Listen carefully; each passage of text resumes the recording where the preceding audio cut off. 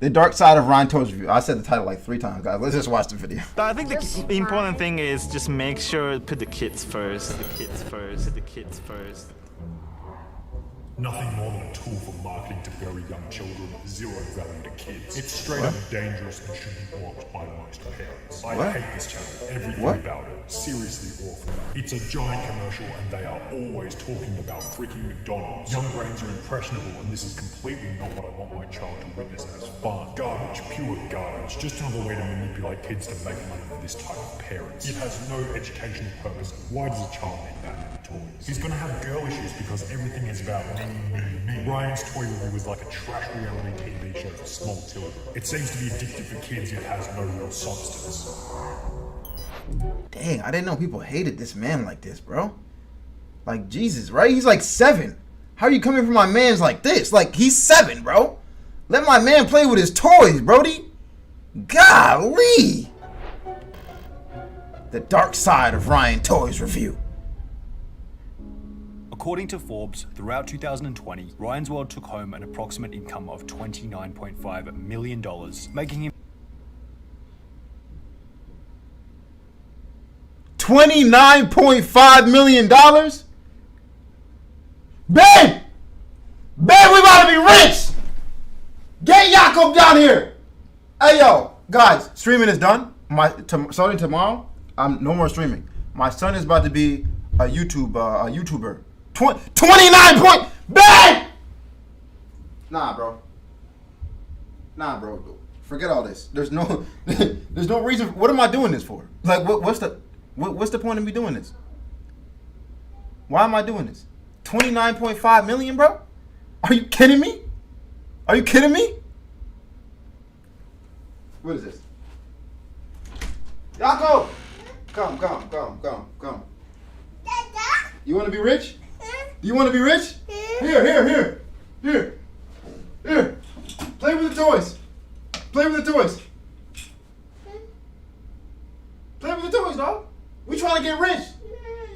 No! Y'all go play with the toys, bro. the highest paid YouTuber for the year, above the likes of Mr. Beast and Jeffree Star. The most significant part, which... Sorry, I was listening to if he's still crying. He was crying when I put him up there. He was mad he had to leave. I'm sure many of you are already aware, is that Ryan is only 9 years old, making him younger 9! than Angry Birds mobile game, the film Avatar, as well as the legal working age for a McDonald's employee. 29.5 million isn't exactly a bad wicket for anyone who's yet to go through puberty, and considering in every episode it looks like Ryan is having the time of his life, on the surface it seems as though the Ryan's World channel is the spitting image of perfection itself. So however, is it him, his mom? Is it him, his mom, and then his dad records? Is that how it goes? Is that like the vibe? Because that's a great setup, bro. That's a great setup.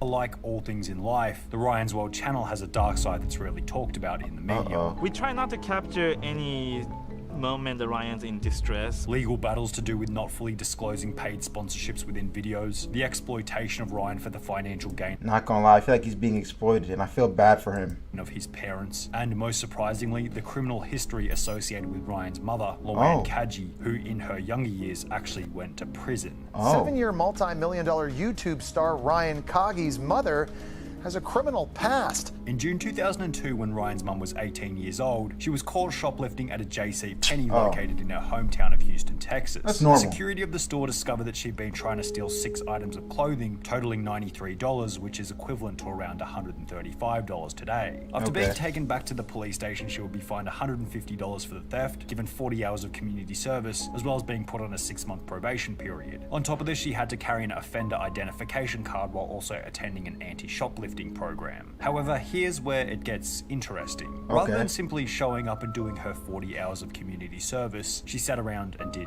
nothing. Luann didn't report to her community supervisor, didn't pay the fees she was supposed to pay, she a bad one. Any of the community service when scheduled. She's a savage. She would be arrested again, and instead of a $150 fine and a slap on the wrist, she will be sentenced to 2 months in the Houston Harris County Jail. She will remain in jail for 30 days, after which That's a dumb reason to get put in jail, bro. Just do, like, community service really, like, come on, bro. That's a dumb reason to get put in jail. Come on, bro. You could have just easily done community service and got out of it. I know too many people that have shoplifted, so I'm not even gonna say it's a bad crime you did. You know what I'm saying? They just didn't get caught. You gotta be better, bro. be released, and from the information available, managed to stay out of jail from that point onwards. Now, making a judgment about an individual's character based on what they I did definitely at the think age she of shouldn't have 18 done is what she did, perhaps a but little unfair. that was 2 decades ago. Everyone makes mistakes. I'm saying. People change a lot in 18 years, so her going to jail could be totally discountable. But at the same time, I think it'd be unwise to pass it off altogether as, oh, she was just young and dumb. It's not exactly like she was 13 years old stealing some food because she needed to eat and didn't have any money. She was 18 years old and going out of her way to steal expensive clothing, something that's more of a luxury than a necessity. Then, as mentioned, she would go on to double down on her mistake by failing to comply with the consequences. She just ignored them, giving us an insight into her character at a younger age. Perhaps this is a far-fetched assumption, but maybe we could also say that it showed us she had an innate willingness to cut corners in order to get what she wants, which will be an important factor for later parts in the video.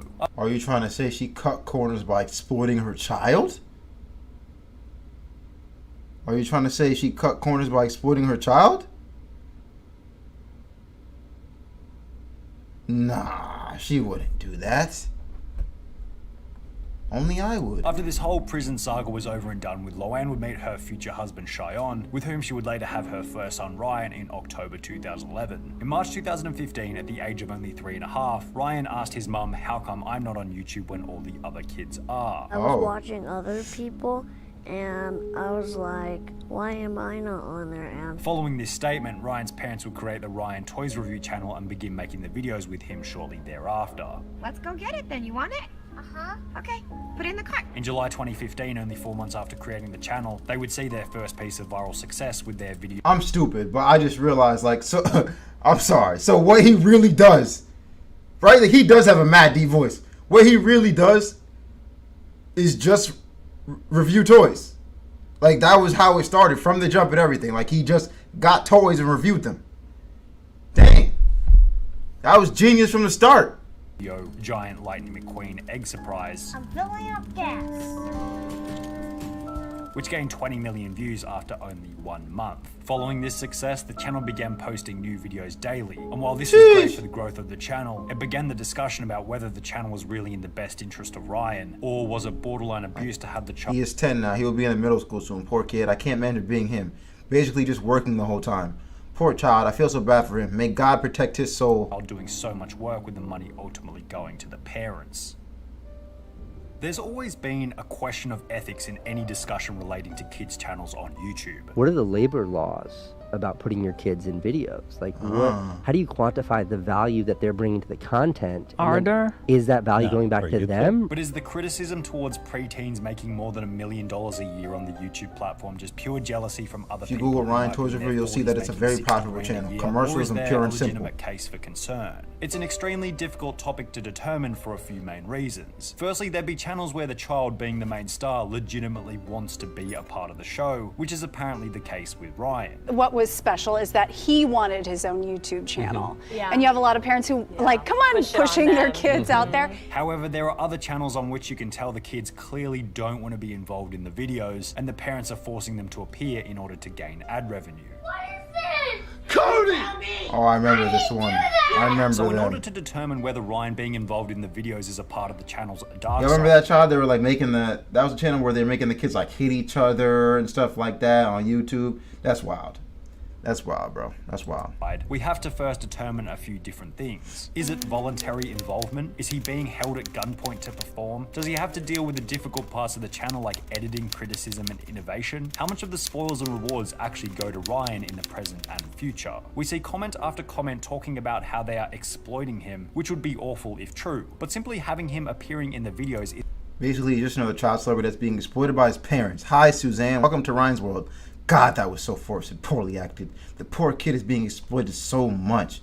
I feel bad for him. He's not a spoiled brat. Is it like, yeah, right? They mad he making bank, bro. I don't think he's being exploited, bro. Honestly, like, I really don't.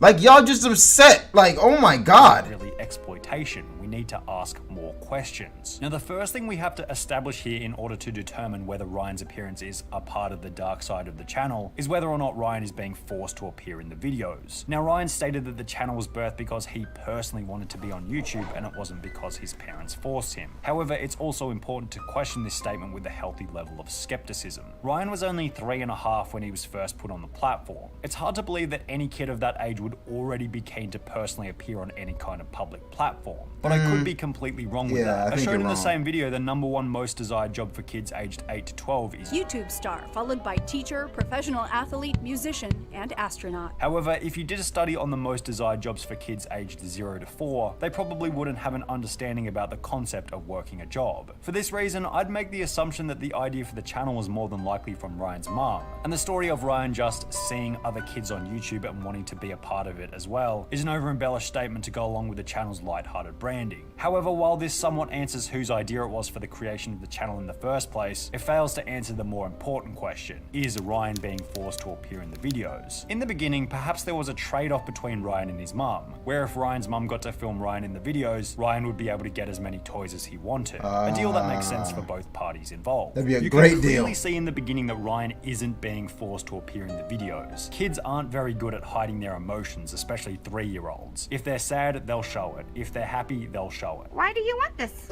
Because I like it. Oh, is it fun? Does it look fun? Uh-huh. Ryan is clearly happy to be on camera here, and I don't see He's so anything cute. sinister going on in the beginning, except for the fact This that is when he was 3, yeah? This is when he was like just starting off.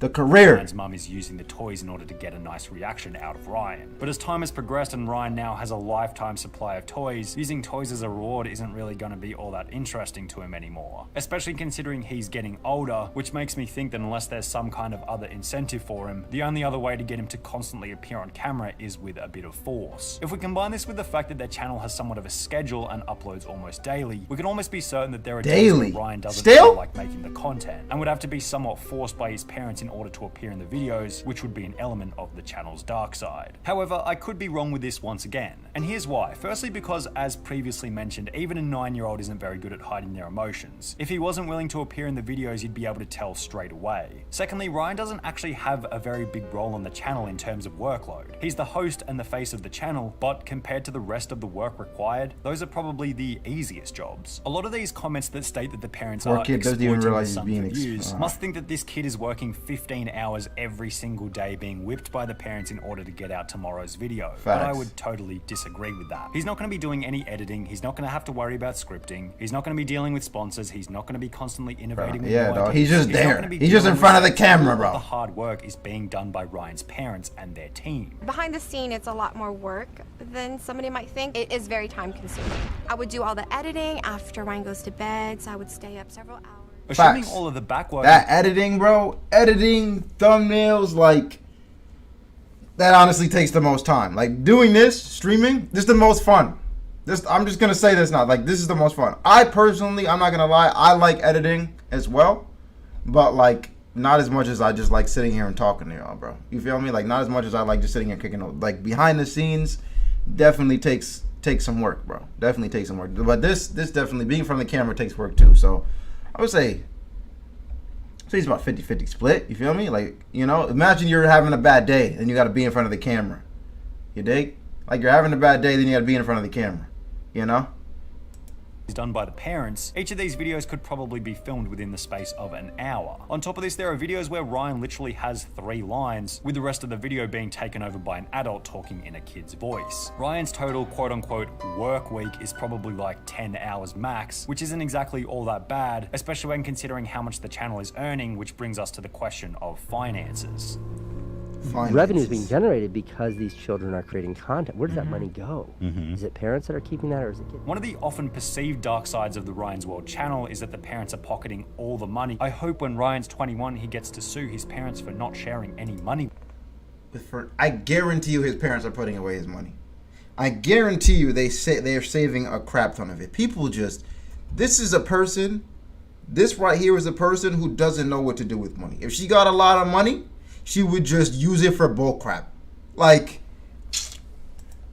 with him. Now, the level of idiocracy within this comment is Bro. immeasurable. Firstly, Like- because I've had a good look and there's absolutely no sources pointing to how much Ryan receives for his contribution. So first things first, we don't even know how much of the revenue Ryan is receiving for his portion of the work. However, let's make some assumptions. Let's assume that maybe 5% of all profits go back to Ryan for him to use at an older age, and that's probably an extremely conservative estimate. Assuming the channel made $29 million in 2020, that's still $1.5 million for approximately 10 hours of work per week, available for Ryan to use at a later date. And if that's the case, I can't really see how that's such a negative. He'll never have to work a crappy first job that he hates. He'll never have to take out a loan just to go to college. Facts. If only 1% of the profit goes to Ryan, that's still $300,000 a year in his name at Facts. the age of 9. 9. And while as long as Like, Ryan what is are you? being What paid is a well, 9-year-old gonna do with that I much don't money? see any problems there. However, a problem might raise when you examine how the money is being earned, another element that's been associated with the dark side of the channel. In September 2019, a complaint was filed to the Federal Trade Commission claiming that the sponsored videos feel too authentic and cannot be distinguished from unsponsored content. At the time, it was revealed that around 90% of Ryan's World's videos contained sponsored content, all of which being targeted to preschoolers who were too young to distinguish between a sponsored video and a review. Ryan's parents responded by saying that the well-being of our viewers is always a top priority for us. We strictly follow all platforms' terms of service and all existing laws and regulations, including advertising disclosure statements. And I guess this one as a whole is just another question of ethics. To what extent should they reveal to their audience that what they're watching is sponsored? Will it even make a difference considering it's stated that kids younger than the age of 8 or 9 cannot recognize advertising within media? Many reviews of the Ryan's World channel state that the content targets your toddlers like cigarette companies. Should advertising be disallowed within the videos altogether? What incentive would Ryan's World have to continue making content if they completely removed sponsors? Heck no, they The shouldn't natural be. element of the channel's dark side is that in order for the creation of the content to be worth it, they kind of have to advertise to kids. And if parents want to distract their kids with YouTube content, they have to bear the brunt of having their kids advertised to. All in all, I think this might be one where you guys have to draw your own conclusion as to the shade of black that permeates the dark side of the Ryan's World channel. Is Ryan being exploited for the financial gain of his parents? Or is it reasonable as long as he's receiving a cut of the pie? Is it ethical to continue sponsorships to an audience too young to understand that they're being Yes, it's advertised perfectly to? fine. Does the criminal If they don't wanna history of buy, they Ryan don't have to Kaji buy. make an impact on how the channel is run today? It'd be safe to say that their practices aren't perfect. But hey, for the many parents out there that appreciate his ability to stop their child from crying, Ryan's World has its place on the platform, perfect practices or not.